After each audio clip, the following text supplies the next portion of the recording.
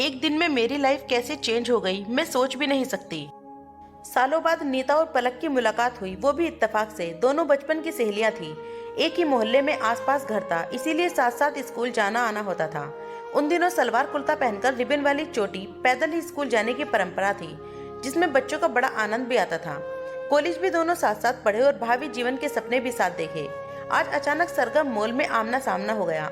औपचारिक बातचीत के बाद नीता ने पलक को अपना फोन नंबर और घर का पता देते हुए आने का निमंत्रण दिया। पलक जो पूरी तरह वैवाहिक हो चुकी थी, उसने कहा कहीं बाहर मिलते हैं ना, क्यों घर के अंदर बैठेंगे, वही बोरियत भरा माहौल। पर नीता ने बड़ी सहजता से उसकी बात काटते हुए अपने घर पर ही आने को, उसके हाथों से बना भोजन का आनंद देने का न्योता दिया। पलक के लिए इंदौर नया शहर था, पर नीता तो शादी के बाद से ही बस यहीं की होकर रह गई थी। पलक अपने काम के सिलसिले में अकेले इंदौर आई थी। 5 स्टार होटल में ठहरी थी। उसे नीता के घर जाने में संकोच हो रहा था, क्योंकि उसने बताया था कि उसका संयुक्त परिवार है। पर नीता बचपन की साथी थी, इसीलिए उसके बारे में जानने की और अपनी सफलताओं के बारे में उसे बताने की बड़ी इच्छा हो रही थी। नियत समय पर पलक नीता के घर पहुंच चुकी थी। मेन गेट पर मधुमालती की बेल इतरा रही थी और उसके फूलों की खुशबू से मन तरोताजा हो गया। फिर था छोटा सा गार्डन, पर इतना सुसज्जित, हरा भरा, मानो कोई प्यारा बच्चा अभी अभी नहा धोकर तैयार होकर मुस्कुराए बखेर रहा हो। कलियां फूलों से लदी थी, तितलियां मंडरा रही थी। आगे बढ़ते ही सेट के नीचे इंडोर प्लांट सुशोभित थे, द्वारपाल की तरह तैनात, जो बरबसी मन मोह रहे थे। जी भरकर देखने के बाद उसने डोरबेल बजाई। बड़ी सुरीली मुरीली धुन लगा सुनती रहे। तभी दरवाजा खुला। खूबसूरत तोरते से सुसज्जित द्वार देख माँ का घर याद आ गया। दरवाजा नीता ने ही खोला था, एकदम रिलैक्स मूड में, सदाबहार मुस्कान के साथ। पहनी तो उसने साड़ी ही थी, पर खूबसूरत अंदाज में लहराता आंचल पलक को जाने के उदास कर गया। घर की स्वच्छता और सजावट देखकर उसे आश्चर्य हो गया था। हर वस्तु अपनी जगह सलीके से रखी हुई थी। सामान कम और साधारण थे, पर खिलखिला रहे थे। नीता ने उसे हॉल पर बिठाया। वह घर की प्रशंसा ही कर रही थी कि नीता की बिटिया ट्रे में नक्शा नसीन गिलास में पानी लेकर आ गई। ढीला ढीला टॉप और जींस पहनी प्यारी सी बिटिया एमबीए कर रही है। यह सुनकर पलक को आश्चर्य हुआ, क्योंकि उसने सोचा था कि एक हाउसवाइफ की बेटी पढ़ने की बजाय घरेलू काम ही करती होगी।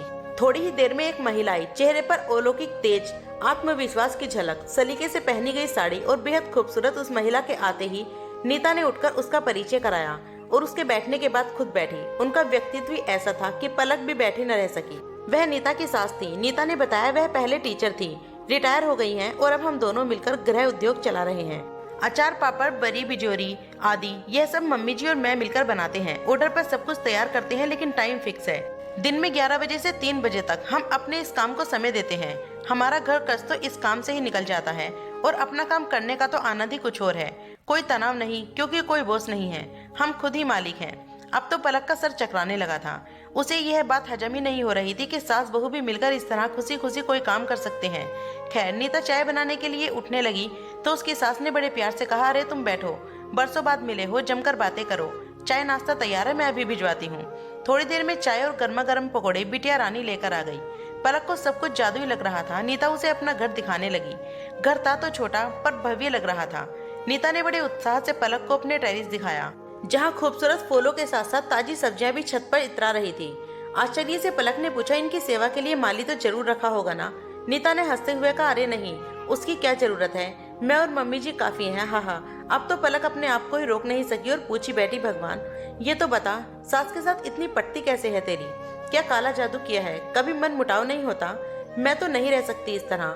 फिर उसी अदा से मुस्कुराते हुए नीता ने बताया, शुरुआती में हर बहू की तरह मुझे भी मम्मी जी की हर बात, हर सलाह बुरी लगती थी। ऐसा लगता था कि ये मुझे नितिन से दूर करना चाहती हैं। सबसे बड़ी दुश्मन लगती थी अपनी खुशियों की। उन दिनों मम्मी स्कूल जाया करती थी। पापा मेरी शादी से पहले ही नहीं रहे। एक ननद है जिसका एक बेटा है, नितिन से बड़ी है। बहुत समझदार है ये सब लोग, पर मेरी समझ बहुत छोटी थी। शायद मैं इन लोगों को अपना नहीं रही थी।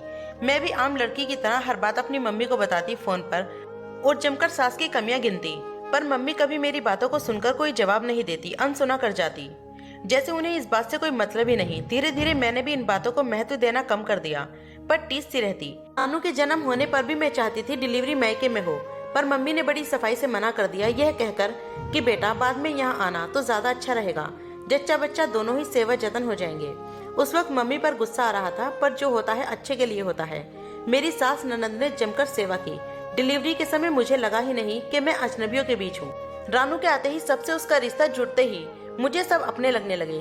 रही सही कसर सब पूरी हो गई जब मैं मैके गई रानू के साथ लगभग 1 माह के लिए। मैंने देखा मेरी भाभी तो घर की रानी बन चुकी हैं अपने व्यवहार से, और मुझे भी समय देती। जैसे ही काम में फुर्सत मिलती रानू के साथ खेलती, उसकी मालिश कर देती, नहला धुलाकर तैयार करती, मेरी पसंद का खाना बनाती, और तो और मम्मी मेरे पास ही बैठी रहती, सारा काम खुद संभालती। सब उनसे खुश रहते, ऐसा लगा भाभी के बिना किसी का काम ही नहीं चलता। मैं मौन रहकर उनसे सीख रही थी जीवन जीने की कला। वही भाभी थी जिस पर कभी मैं रोब जमाया करती थी। उनके हर काम में कमी निकालने में कोई कसर नहीं छोड़ती। मम्मी मतलब सिर्फ मेरी मम्मी, भाभी उन्हें मम्मी बुलाती तो मुझे चिढ़ होती थी। वही आज मम्मी के दिल पर राज कर रही हैं और मैं वहाँ एक वीआईपी मेहमान थी। बस मुझे मेरा ससुराल और मम्मी जी का स्नेह याद आने लगा। उसके बाद जब मैं वहाँ आई बस अपने घर की रानी बन गई। अपने व्यवहार से इन सबसे घुल मिल कर रहना बहुत अच्छा लगने लगा था। नितिन भी बहुत खुश रहते हैं और मुझ पर सर आंखों पर बिठा कर रखते हैं, क्योंकि मम्मी जी को अकेलापन नहीं महसूस होने देती मैं।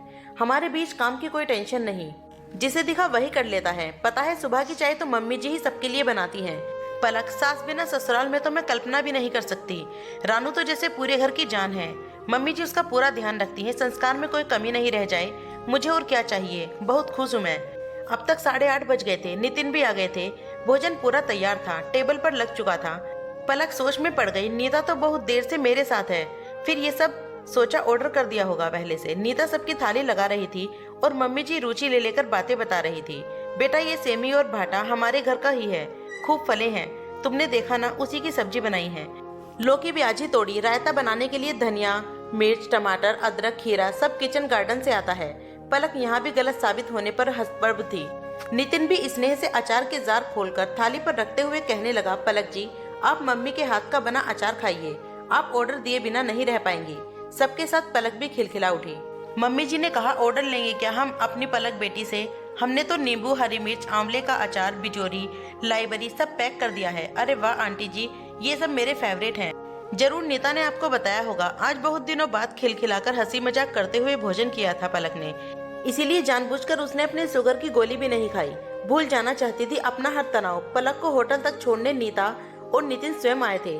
उनसे विदा लेने के बाद पलक होटल के आलीशान कमरे में अपने बिखरे जीवन के अतीत में खो गई। नीता की शादी हो चुकी थी, वहीं पलक एक आदत जीवन साथी की तलाश में थी।